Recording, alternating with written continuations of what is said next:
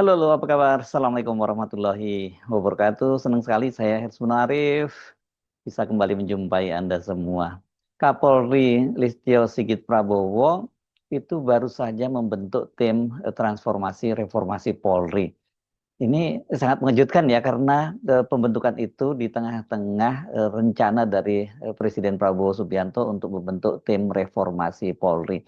Ini jadi tanda tanya ini nanti apa nggak tumpang tindih dengan tim yang sudah dibentuk oleh Presiden, dan yang lebih serius lagi, apakah ini nanti nggak sepertinya bahwa Listio Sigit itu mencuri start, mendahului Presiden? Karena sampai sekarang kan Presiden juga belum menentukan siapa saja yang akan menjadi tim reformasi Polri, dan jelas kalau maunya Pak Prabowo itu kalau ada tim reformasi Polri ya isinya nggak hanya internal seperti yang dibentuk oleh Listio Sigit Prabowo ini karena persoalannya itu di dalam internal polisi. Jadi kalau kemudian ini polisi akan memperbaikinya diri sendiri, kok rasanya ini sesuatu yang tidak mungkin gitu ya. Ini seperti pepatah seperti jeruk makan jeruk gitu. Pembentukan tim reformasi Polri itu tertuang dalam surat perintah atau sprint Kapolri itu nomornya 2749 garis miring 9 Romawi garis miring 2025 tertanggal 17 September 2025. Dan baru diumumkan hari ini oleh Divisi Humas Mabes Polri. Jadi sekarang ini hari ini adalah hari Senin tanggal 22 September 2025. Kalau melihat tanggal ditandatangannya sprint Kapolri, maka sangat terlihat Kapolri ini gerak cepat itu. Bahkan terkesan ini malah adu cepat dengan Presiden Prabowo. Nggak boleh dong, masa Kapolri kok mendahului seorang presiden gitu ya. Presiden Prabowo seperti dikatakan oleh Menko Hukum dan Imigrasi Pemasyarakatan Yusril Iza Mahendra pada tanggal 16 September lalu, dia menyatakan bahwa Presiden itu akan menandatangani Kepres reformasi Polri, dan Kepresnya itu akan ditandatangani 1 atau 2 hari ke depan. Itu pernyataannya Pak Yusril pada tanggal 16 ya. Artinya pada waktu itu sebenarnya tanggal 17 atau tanggal 18 September 2025 sudah ditandatangani Kepresnya. Namun sampai sekarang Kepres tersebut tampaknya belum ditandatangani atau setidaknya belum diumumkan ke publik. Kenapa saya menyebutkan seperti itu? Jangan-jangan sudah ditandatangani karena kata Pak Yusril kalau nggak tanggal 17, tanggal 18, tapi belum diumumkan kepada publik. Persoalannya kan sekarang Presiden ini tengah melakukan lawatan ke luar negeri, memulai dari Jepang, kemudian pidato di PBB besok tanggal 23 September, dilanjutkan dengan kunjungan ke Kanada, dan nanti akan diakhiri dengan lawatan ke negeri Belanda, itu pada tanggal 26 September. Jadi artinya kalau kita menunggu Presiden kembali, ya setelah tanggal itu ya baru akan ditandatangani. Sementara Kapolri itu kalau kita lihat kronologinya gercep banget ya, gerak cepat ini. Tanggal 16 Yusril menyatakan Presiden akan menandatangani Kepres 1-2 hari ke depan. Hanya berselang sehari, yakni tanggal 17 September, itu Listio Sigit Prabowo sudah menerbitkan sprint. Atau hanya ya ini hanya 1 hari setelah pernyataan Yusril Iza Mahendra. Pada hari yang sama, sesungguhnya Presiden Prabowo itu melantik mantan Wakil Kapolri, Komisaris Jenderal Ahmad Doviri, menjadi penasihat Presiden bidang Kamtipmas dan Reformasi Polri. Doviri ini senior Listio Sigit Prabowo di Akpol 1989, kan kalau Listio ini Akpol 1991, dan ini lulusan terbaik loh, Akpol 1989. Tapi dia pangkat tertingginya di lingkungan Polri itu hanya Komjen, dan dia pernah menjadi jabatan terakhirnya yakni menjadi Wakapolri, itu wakilnya Listio Sigit sebelum dia kemudian pensiun. Nah, kan ketika dia diangkat sebagai penasihatnya Presiden, maka pangkatnya kemudian dinaikkan setingkat oleh Presiden Prabowo menjadi Jenderal Kehormatan Polisi. Jadi kalau kita lihat secara kronologis urut-urutannya sebagai berikut. Presiden memutuskan akan membentuk tim reformasi Polri, itu muncul pada tanggal 12 September saat Presiden bertemu dengan sejumlah tokoh lintas agama yang tergabung dalam Gerakan Nurani Bangsa. Pada waktu itu ada tokoh-tokoh seperti Sinta Nuria Wahid, istri mantan Presiden Abdurrahman Wahid, kemudian ada Fran Magnis Suseno, cendekiawan Katolik, ada Kardinal Jakarta, Ignatius Suharyo, kemudian ada juga mantan Menteri Agama Lukman Hakim Saifuddin, ada Pendeta Kumar Gultom, dan sejumlah tokoh lainnya bergabung di Gerakan Nurani Bangsa. Pada saat itu, seperti dikatakan oleh Pendeta Gumar Gultom, Presiden Prabowo itu menyatakan sepakat dengan usulan GNP untuk melakukan reformasi lembaga kepolisian atau reformasi Polri. Bahkan hal itu, kata Presiden, itu sama pemikirannya dengan Presiden, karena itu sudah masuk dalam agenda Presiden. Keputusan Presiden ini tampaknya merupakan respon atas tuntutan publik yang demikian menguat setelah munculnya prahara bulan Agustus kemarin ya. Saat itu seorang driver ojol muda bernama Afan Kurniawan kan tewas dilindas oleh kendaraan rantis barakuda milik pasukan Brimob Polda Metro Jaya. Selain itu juga aksi-aksi kekerasan Polri dalam menangani unjuk rasa di berbagai daerah, dan yang paling tentu saja paling menonjol yang terjadi di Jakarta. Karena selain Afan Kurniawan ini ada seorang juga pelajar yang tewas ketika dia melakukan unjuk rasa di depan gedung MPR DPR.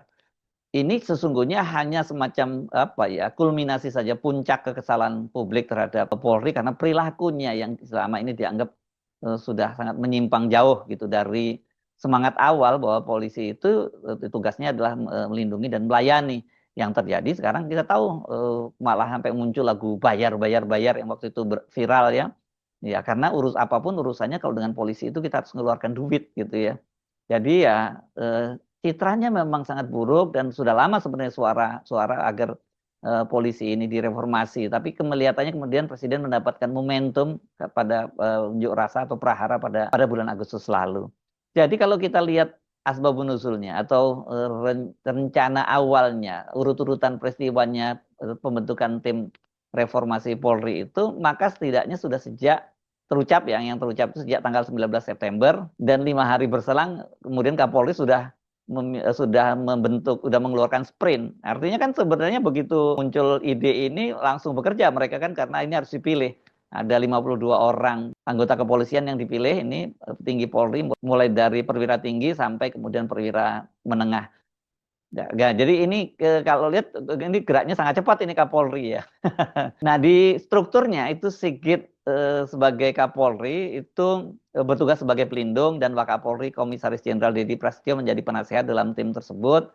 Nah yang dipilih menjadi ketua timnya adalah Kepala Lemdiklat Polri Komisaris Jenderal Krisnanda Dwi Laksana. Sementara untuk wakilnya yakni Korps Staf Ahli Kapolri Irjen Heri Rudolf Nahak dan Karobindiklat Lemdiklat Polri Brigjen Susilo Teguh Raharjo. Kapolri Jenderal Listio Sigit Prabowo telah memerintahkan kepada staf dan jajarannya sebagai langkah responsibilitas dan akuntabilitas, kata Kepala Biro Humas Penmas Divisi Humas Polri Brigjen Trunoyudo Wisnu Andiko dalam keterangannya hari ini, hari Senin tanggal 22 September. Trunoyudo menjelaskan sprint itu merupakan tindak lanjut dari Polri untuk bekerja sama dengan pemerintah dalam melakukan transformasi institusi sesuai dengan harapan masyarakat. Kok bekerja sama dengan pemerintah ya? Ini adalah instruksi kepala pemerintahan tertinggi ya, ini Pak Prabowo ya. Dengan transformasi reformasi Polri ini, kata Trunoyudo, proses dan tujuan mendasar dan luas yang melibatkan seluruh satuan kerja dan wilayah berdasarkan visi strategis atau grand strategi Polri 2025-2045. Jadi kalau ini betul-betul orientasinya ke dalam, karena kita tahu berarti kan mereka punya grand strategi Polri sendiri yang tadi disebutkan 2025 sampai 2045. Padahal kan sebenarnya ekspektasi publik, kemudian ekspektasi masyarakat, saya kira tidak seperti itu. Jauh lebih dari sekedar yang dirancang oleh Polri secara internal. Karena itu pembentukan tim transformasi reformasi Polri itu tentu menimbulkan pertanyaan besar buat kita. Mengapa Kapolri kemudian mendahului membentuk tim transformasi reformasi, padahal Presiden seperti dikatakan oleh Menko Yusril sudah jelas memutuskan untuk membentuk tim reformasi. Apakah ini tidak bisa disebut semacam, ya kalau disebut insubordinasi berlebihan, tapi menurut saya ini mendahului ya. Mendahului langkah yang akan dilakukan oleh Presiden. Ya nggak elok kalau seorang Kapolri kok kemudian seolah-olah bergerak sendiri ketika Presiden punya rencana, kemudian dia mendahului rencana itu. Dan topiknya sama, temanya sama ini, ya ini programnya sama, ya ini reformasi Polri. Yang satu disebut transformasi reformasi, sementara kalau Presiden menyebutnya tim reformasi saja. Apa bedanya tim transformasi reformasi Polri bentukan Kapolri dan tim reformasi Polri yang dibentuk oleh Presiden? Apakah nantinya kemudian kalau ini jalan dua-duanya kan menjadi tumbang tindih? Jadi mana yang jadi pegangan? Mengapa Kapolri tidak menunggu saja hasil tim reformasi yang dibentuk oleh Presiden dan membiarkan mereka bekerja? persoalan utama sekarang ini kan tingkat kepercayaan publik terhadap lembaga kepolisian yang sangat rendah. Kalau kemudian yang merumuskan reformasi Polri adalah internal Polri sendiri, ya seperti saya pepatah tadi yang saya sebutkan seperti jeruk makan jeruk. Ya publik ya pasti juga tidak akan bisa menerimanya gitu ya. Karena rasanya tidak mungkin internal Polri itu bersedia memangkas berbagai aturan dan ketentuan yang selama ini membuat mereka ini, Polri ini menjadi warga negara kelas istimewa dengan berbagai privilege yang mereka nikmati selama ini. Padahal kalau menurut Menko Hukum Imigrasi serta Pemasyarakatan Yusril Iza Mahendra, reformasi Polri ini nanti seenggaknya akan mengarah pada revisi Undang-Undang Polri. Nah, sekarang ini kan revisi Undang-Undang Polri itu sudah masuk di DPR, sudah masuk prolegnas. Kalau kita kemudian menyimak draftnya, draft dari RUU Polri yang diajukan ke DPR tuh, masyarakat sipil itu banyak sekali memberi catatan-catatan. Yang paling disoroti itu adalah besarnya kewenangan Polri sementara pengawasannya makin minim. Ini Polri ini memang luar biasa ya kan, sesungguhnya Polri ini ya sesuai dengan tagline-nya, yakni Kamtibmas ya. Ini kalau mengacu pada Polri di seluruh dunia, di luar negeri, terutama di negara-negara yang bersifat demokratis. Tapi sekarang kelihatannya tagline-nya diubah Polri untuk masyarakat gitu ya. Jadi bukan untuk membatasi hanya lingkup Kamtibmas. Beda loh. Polri untuk masyarakat dengan ruang lingkup kerjanya adalah untuk melindungi dan melayani, itu beda dengan polisi untuk masyarakat itu. Ini polisi untuk masyarakat itu bisa multitafsir loh. Realitasnya sekarang kan kewenangan polisi itu melebar kemana-mana, sampai mulai dari wilayah administrasi, kemudian pajak ini ya, termasuk soal STNK dan sebagainya ini kan. Lalu lintas juga, kemudian bahkan narkoba dan terorisme, itu semua di tangan satu lembaga yang namanya kepolisian. Ini gede banget itu. Kalau di negara-negara seperti di negara maju seperti Amerika, bahkan narkoba dan terorisme itu nggak diserahkan kepada kepolisian. Lalu lintas juga nggak ada kaitannya dengan kepolisian, apalagi administrasi pajak dan sebagainya gitu, STNK dan SIM sebagainya, itu semua menjadi kewenangan dari kepolisian. Jadi luar biasa besar sekali kekuasaannya dari polisi. Belum lagi ini polisi itu kan langsung di bawah presiden. Jadi bayangkan kalau di bawah presiden, ini kalau di Amerika ini kayak FBI-nya begitu ya. Kalau di Amerika itu kan ada FBI, yang polisi federal, dan kemudian ada polisi-polisi negara-negara bagian di situ ya. Kalau Indonesia enggak, itu semuanya di pusat dan sampai kemudian strukturnya di daerah-daerah itu langsung bertanggung jawab kepada seorang Kapolri. Nah, belum lagi yang banyak sekali disoroti itu adalah kultur Polri itu yang semakin militeristik gitu ya. Padahal kan mereka dengan dipisahkannya dari TNI, harusnya Polri menjadi lembaga sipil, institusi sipil, kendati dia memegang senjata. Dan inilah yang kemudian banyak sekali budaya kekerasan yang muncul di kepolisian, yang ini dinilai merupakan warisan karena mereka masih menjadi bagian dari Tentara Nasional Indonesia. Pada waktu itu disebutnya ABRI, Angkatan Bersenjata Republik Indonesia. Jadi kalau dia bagian dari angkatan bersenjata, ya doktrinnya berbeda dengan seorang polisi yang harusnya civilian. Nah, yang lebih parah lagi, di eranya Presiden Jokowi itu polisi itu juga ditarik ke wilayah politik. Ini sama dengan ABRI di masa Orde Baru ya. Pada waktu itu disebutnya dui fungsi, masuk ke sektor-sektor wilayah sipil. Bahkan kalau polisi ini sekarang juga banyak sekali mengisi jabatan-jabatan sipil di kementerian, yang telah terasa banyak sekali ke jabatan di Kementerian Dalam Negeri karena menterinya sendiri juga seorang pensiunan dari Polri. Belum lagi di departemen-departemen kementerian dan lembaga yang lain. Nah, ini kalau di eranya Jokowi itu yang sangat terasa bahwa dia itu menjadi alat politik, makanya kemudian disebut olok-oloknya menjadi parcok, partai coklat. Ya, ini karena mereka memang sudah seperti perannya sudah seperti partai, tapi punya struktur yang lengkap mulai dari pusat sampai daerah, sampai kecamatan, desa, itu mereka punya, dan mereka bersenjata. Itu mereka juga pegang hukum. Jadi mereka bisa menggunakan instrumen bersenjata dan instrumen hukum. Dan kalau itu kemudian digunakan untuk kepentingan politik, mulai dari tingkat pilpres, kemudian pilkada, bahkan pileg, ya ini tentu saja akan berbahaya. Apalagi dengan aturan yang sekarang ini bahwa polisi itu di bawah kendali presiden, ya di era Jokowi itu betul-betul menjadi alat politik untuk Jokowi sebagai presiden dan kroninya. Nah, kalau kita mengacu pada konsep awal ketika dipisahkan dari TNI, setidaknya ada 3 poin penting yang harus dilakukan pada reformasi Polri. Satu, reformasi doktriner, bukan militeristik. Dua, reformasi struktural. Ini jenis kelamin dan kedudukan Polri itu harus jelas. Apakah dia di bawah Menteri Dalam Negeri, di bawah Kementerian Hukum, Kejaksaan Agung, atau di kementerian lainnya. Tidak seperti sekarang di bawah Presiden.